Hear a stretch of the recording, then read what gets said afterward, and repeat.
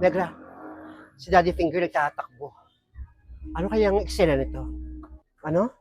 Si Daddy Finger? Si Daddy Finger, huwag ka magtatakbo. Umalog yung dalawang bolang kristal mo. Bakit ba ang eksena mo? Negra Feli, may masamang balita kasi kaya ako tumatakbo. Kayo ng umaga, may kinuwang matanda, kitang-kita sa CCTV. Talaga? Saan nangyari? Na mga sanggano, grupo ng mga kalalakihan. Hindi pa alam kung anong plano eh. Basta mag-iingat kayo. Oo, dyan muna kayo para masabihan ko din yung mga tao dito sa lugar natin. Nena? Nena? Nena? Oh, Negra, bakit? Nena, ano? Natawagan niyo na ba si Aling Adelfa? May contact na ba kayo? Na-contact niyo na? Wala pa nga, di nga natawag at di rin namin ma-contact. Kasi kanina, anong balita? Ay, Francie, ikaw pala. Dapat marinig mo na rin to at maging handa tayo. Kahit hindi pa ako sure kung si Aling Adelfa tong tinutukoy ni Virgilin. Ay ni Daddy Finger. Kanina, nag-iikot si Daddy Finger. Tumatakbo at binabalita sa mga kanayunan natin na mag-iingat dahil may mga grupo ng mga kalalakihan na nangidnap ng isang matandang babae na kulay puti ang buhok. Ayun nga inaalam nga ni Daddy Finger sa CCTV kung sino nga yun. Babalik si Daddy Finger para alamin yung katotohanan. Kasama si Kapitan. Si Mama yun! Si Mama yun! Ano ka ba naman, Francia? Huwag ka munang umiyak. Hindi pa tayo sure kung nanay mo yon. Wala pang 24 hours na nawawala ang nanay mo. You have to relax. Sabagay. Bakit ba ako matungal? Di pa nga pala. Sure kung si Mama yun. Pasensya na, Nena. Binalita ko lang kahit masama yung balita. Sige na. Oo, Negra, maraming salamat sa balita mo. Kontakin nyo pa rin para malaman natin kung si Aling Adelfa yung tinutukoy dun sa video. Nena, hindi kaya si Mama yung sasabi niya. Anong gagawin natin, Nena?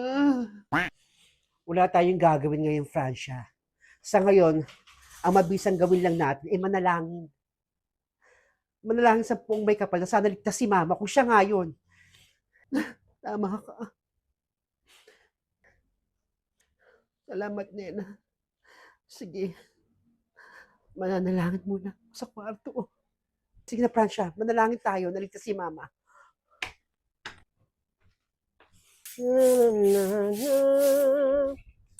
Hoy! Hoy! Nagrali ka! O ba rin ikaw pala? Saan ka galing? Kasi kayo na si Daddy Finger nagbabalita. Di mo ba narinig ang balita? Anong balita na naman? Na kaninang hapon daw. Nung kayo ng umaga yata o tanghali, isang babaeng nakita sa CCTV kinuha ng grupo ng mga kalalakihan. Matanda na yung babae. May edad na. Ah, talaga? Takot naman yan. Kaya sabi ko kayo na maging handa kung si Aling Adelfa yon. Kasi ilang oras na tinatawagan si Aling Adelfa, hindi pa nila makontak. Anong oras na? Mag-aalas 6 ng hapon o ng gabi. Naku, dapat nga taga maging handa sila nila kung si Aling Adelfa yon. Dapat sinabihan mo si Francia na huwag mo nang mag-alala, hindi pa nga tayo sure kung si Aling Adelfa din yon. Kaya nga sabi ko kay Francia, huwag mo nang mag-alala. Sige na. At magbabanti pa ako ng tindahan, maaga rin ako magsasa, nakakatakot mga pangyayari ngayon. Ingat, salamat sa balita. Tsaka na pa rin. Takot naman yung mga nangyayari ngayon dito. Kung si Aling Adelfa yun, sino naman gagawa sa kanya nun?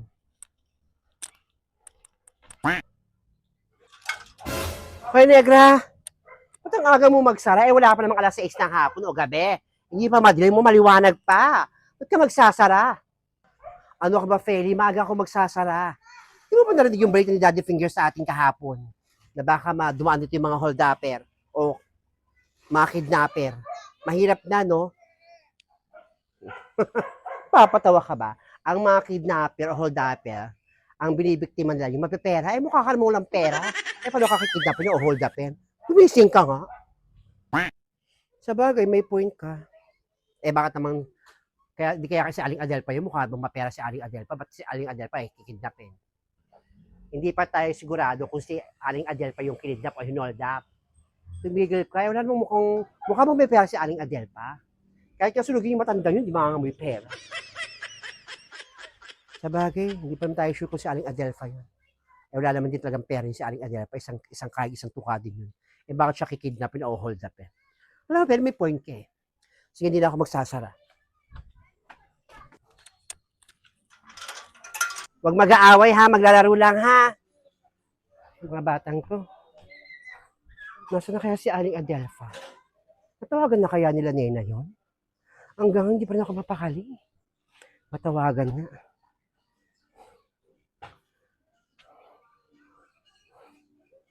Cannot be reached na yung cellphone ni Aling Adelpha. Anong oras na? Mag-aalas 6 na wala pa yung matandang yun. Wala pa ako nababalita.